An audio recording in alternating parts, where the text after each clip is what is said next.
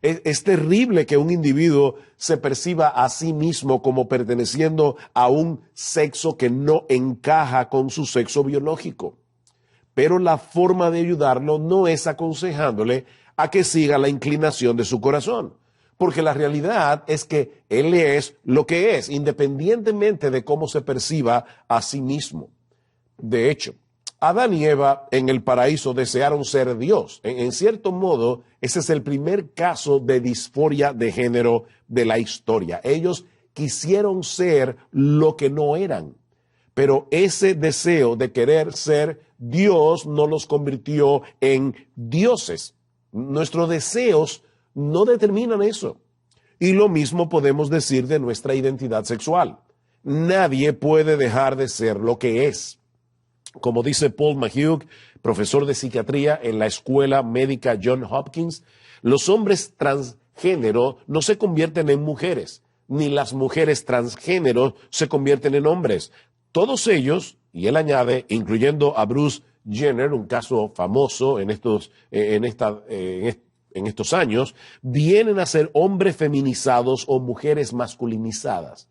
Y más adelante añade Paul McHugh que su tratamiento no debe ser dirigido al cuerpo con cirugías y hormonas, de la misma manera que no tratamos con liposucción el temor a la obesidad de los pacientes anoréxicos. El tratamiento debe tratar de corregir, dice él, la naturaleza problemática y falsa de sus presuposiciones y resolver los conflictos psicológicos que provocan. Una muchacha puede verse en el espejo y verse gorda, pero pesa 100 libras. La realidad es que ella está sumamente delgada. No podemos hacerle una liposucción porque en su mente hay una distorsión que no le permite verse tal cual es. Y lo mismo ocurre con la ideología transgénero.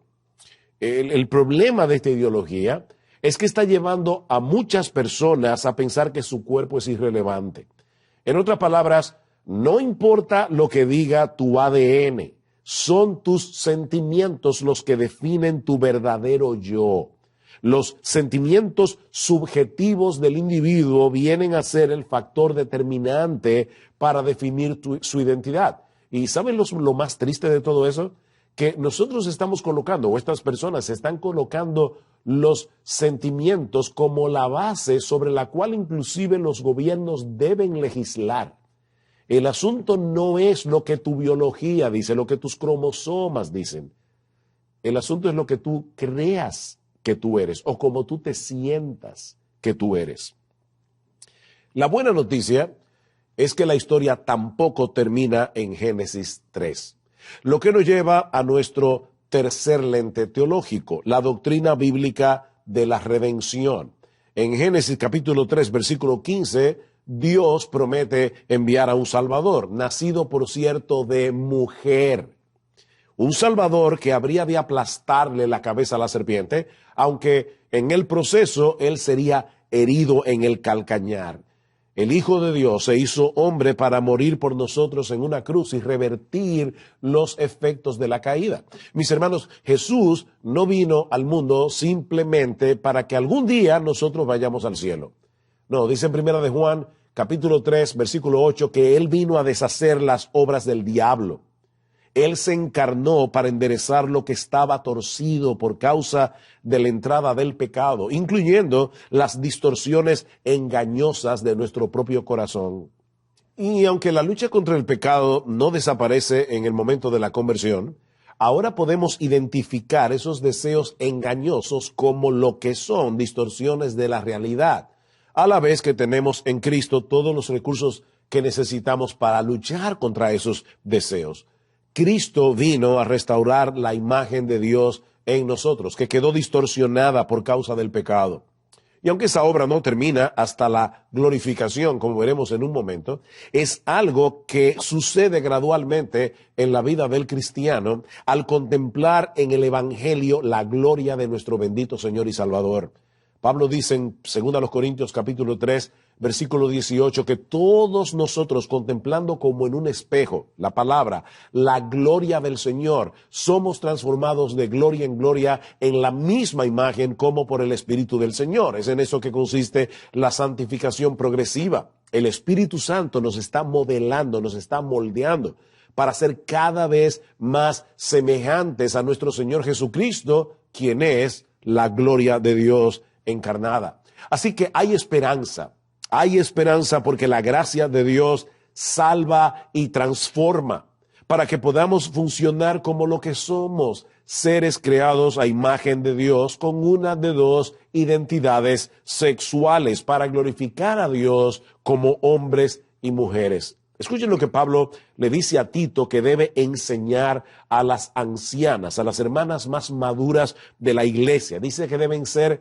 maestras del bien, que enseñen a las mujeres jóvenes a amar a sus maridos y a sus hijos, a ser prudentes, castas, cuidadosas de su casa, buenas, sujetas a sus maridos, para que la palabra de Dios no sea blasfemada. Y ahora escuchen lo que dice un poco más adelante. Porque la gracia de Dios se ha manifestado para salvación a todos los hombres. ¿Qué es lo que permite que estas mujeres vivan, actúen, se comporten como mujeres? El hecho de que la gracia de Dios ha aparecido, el hecho de que la gracia de Dios ha venido en Cristo, y esa gracia salva y santifica. Es por eso que en 1 Corintios capítulo 6, Pablo le dice a los corintios, ¿no sabéis que los injustos no heredarán el reino de Dios? No erréis, ni los fornicarios, ni los idólatras, ni los adúlteros, ni los afeminados, ni los que se echan con varones, ni los ladrones, ni los avaros, ni los borrachos, ni los maldicientes, ni los estafadores heredarán el reino de Dios. Esa es la mala noticia. Pero he aquí la buena noticia.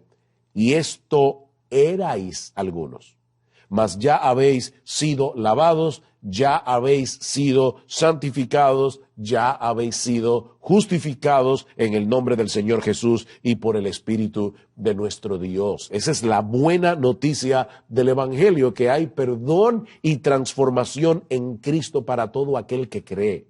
Pablo dice en 2 Corintios capítulo 5, versículo 17, que si alguno está en Cristo, nueva criatura es. Y literalmente dice nueva creación es. Y en Romanos capítulo 12, Pablo dice que no debemos dejarnos amoldar o conformar a este mundo, sino que debemos dejarnos transformar por medio de la renovación de nuestro entendimiento. Pero no solo eso. También tenemos la buena noticia, la increíble noticia, la excelente noticia de que algún día todo lo creado será plenamente restaurado a una condición superior a la que poseíamos antes de la caída. Es muy conocido a la obra de John Milton, el poeta inglés, El paraíso perdido y el paraíso recobrado. Y en cierto modo, ciertamente cuando Cristo vuelva, nosotros vamos a recobrar el paraíso perdido. Pero lo que vamos a tener es 1000 veces mejor. Porque Adán y Eva fueron creados perfectos, pero podían pecar. Cuando nosotros estemos en la presencia del Señor, ya no podremos pecar nunca más. Y eso nos lleva al cuarto lente teológico que nos ayuda a ver la realidad como la realidad es, y es la glorificación. La glorificación.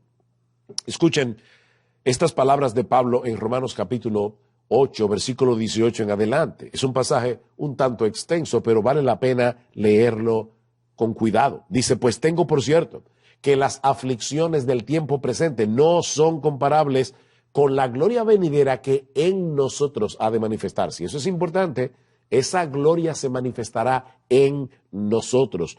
Porque, dice Pablo, el anhelo ardiente de la creación es el aguardar la manifestación de los hijos de Dios. Porque la creación fue sujetada a vanidad, es decir, fue sujetada a producir lo que no sirve. Todas personas que alguna vez han tratado de cultivar un jardín saben muy bien que si no lo deshiervan regularmente, lo que va a crecer de manera natural no son gladiolos y claveles. Lo que va a crecer de manera natural son las hierbas malas que van a hacer feo y van a dañar el jardín.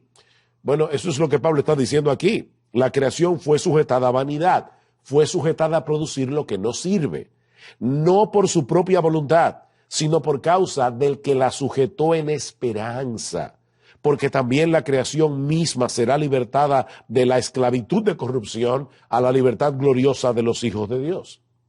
Porque sabemos que toda la creación gime a una y aún está con dolores de parto hasta ahora. Y no solo ella, sino que también nosotros mismos que tenemos las primicias del Espíritu, nosotros también gemimos dentro de nosotros mismos esperando la adopción, la redención de nuestros cuerpos. Ahora gemimos, dice Pablo, junto con la creación, pero ese gemir mira hacia el futuro con esperanza, porque tenemos la plena certeza de que al final seremos librados de todos los efectos dañinos causados por el pecado, no solo en nuestro cuerpo, sino también en el asiento mismo de nuestra personalidad.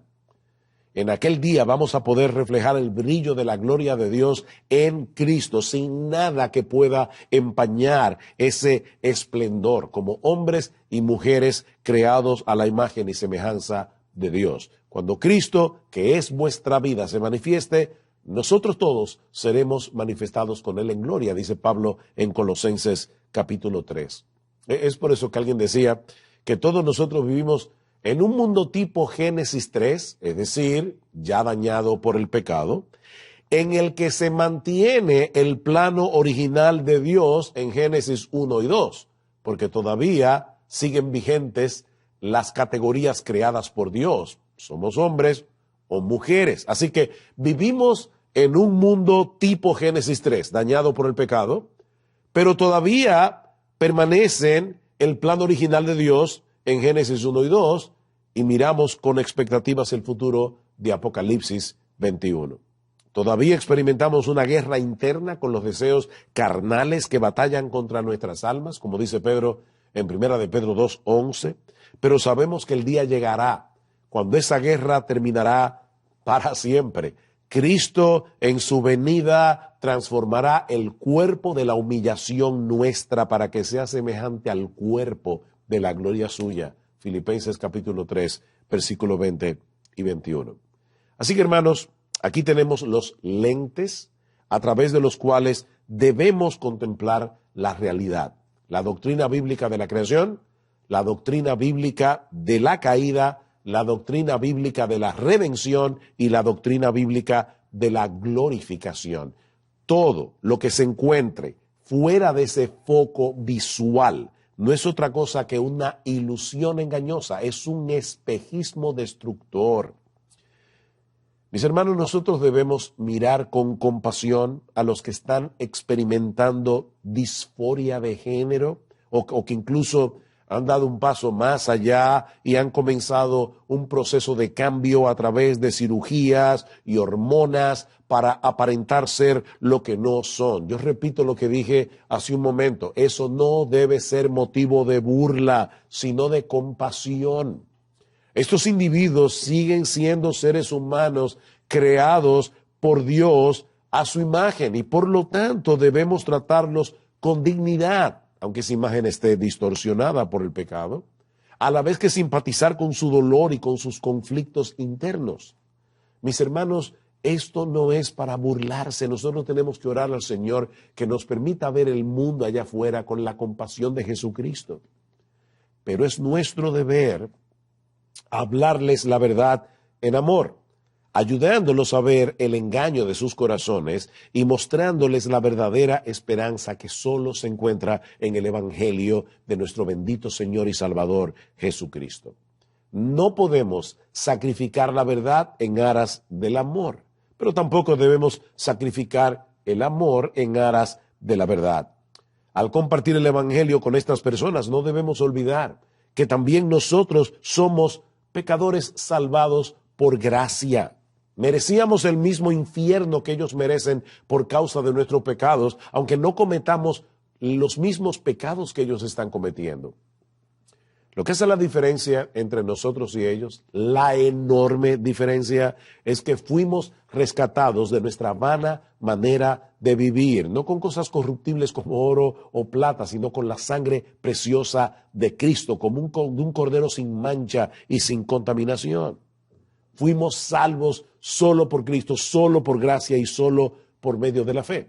Así que, hermanos, sigamos proclamando el Evangelio, con la confianza de que ese mensaje sigue siendo el instrumento poderoso que Dios usa para salvar a los perdidos. Cuando el Señor Jesucristo nos dejó la gran comisión, Él sabía que su iglesia en el siglo XX y XXI iba a estar peleando estas batallas, pero todavía tenemos la encomienda de hacer discípulos de todas las naciones, sabiendo de antemano que no importa cuán difícil se pongan las cosas en los años venideros, nuestro Rey y Salvador prometió estar con nosotros todos los días, hasta el fin del mundo.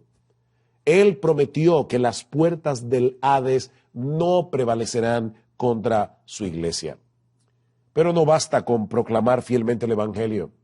Mis hermanos, debemos abrazar con gozo y determinación nuestra identidad sexual como hombres y mujeres creados a imagen y semejanza de Dios, redimidos por gracia para la restauración de esa imagen que quedó distorsionada por causa del pecado. Solo modelando la verdadera masculinidad y la verdadera feminidad es que podremos hacerle frente a este tsunami ideológico que arrasa con todo lo que encuentra a su paso. Necesitamos hombres que glorifiquen a Dios como hombres, que en vez de abusar o claudicar de su autoridad, ellos decidan amar sacrificialmente a sus esposas como Cristo amó a la iglesia. Hombres que protegen, santifican, cuidan de los suyos como líderes que asumen a su vez la posición de siervos. Nosotros somos líderes siervos.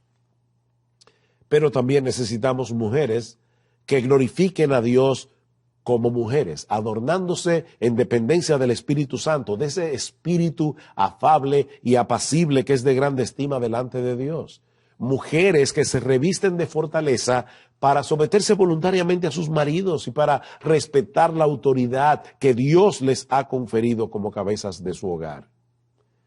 Hermanos, que el Señor nos conceda seguir siendo sal y luz en un mundo cada vez más corrompido y entenebrecido, que por la gracia de Dios podamos seguir proclamando el Evangelio, mostrando al mismo tiempo su poder en nosotros a través de vidas que van siendo gradualmente transformadas a la imagen de nuestro gran Dios y Salvador Jesucristo para la gloria de su santo y bendito nombre. Vamos a orar. Padre, de nuevo te damos muchas gracias por habernos dado la oportunidad de predicar tu palabra una vez más. Ahora te pedimos y te suplicamos con todo nuestro corazón que tú bendigas esto que ha sido expuesto, que tú abras nuestros ojos, que tú nos ayudes como iglesia, para que no solamente podamos proclamar fielmente tu palabra, sino para que podamos vivir a la luz de tu palabra y modelar las enseñanzas de tu palabra. Porque te lo pedimos en el precioso nombre de nuestro gran Dios y Salvador Jesucristo. Amén y amén.